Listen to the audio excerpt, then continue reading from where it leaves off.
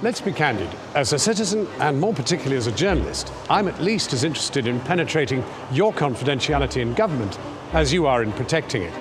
And yet, 6 levels of security classification is surely now far too unwieldy. So those 6 levels are being simplified down to 3 levels of security classification. Official, that's 90% of all public sector information. Secret, military, diplomatic, and top secret, what it says on the tin.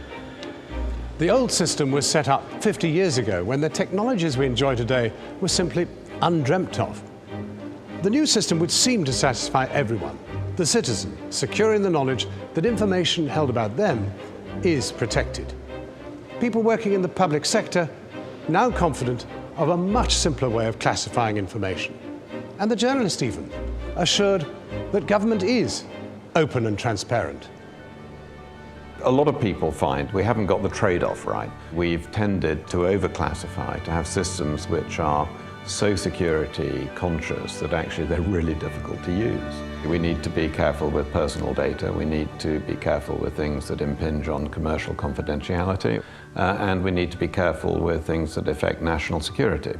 So we need to exercise personal responsibility, all of us. So I think a simple system where there's one level of protection that applies to nearly everything that we do, the official level, is going to help so many people. All civil servants should take responsibility and accountability for protecting the information they work with, and just knowing which information sits under which tier will help me in determining what protection I need to provide before I disclose it to anyone else.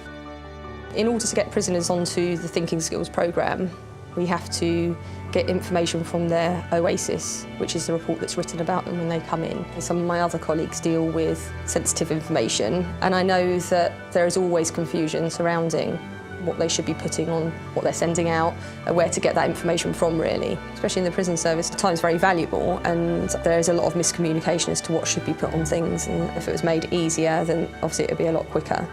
Consider the information that we need to use on a day-to-day basis, whether it be a telephone conversation, whether it's working on information on a train, whether it's working on information at our desks in a secure environment, and on operations as well.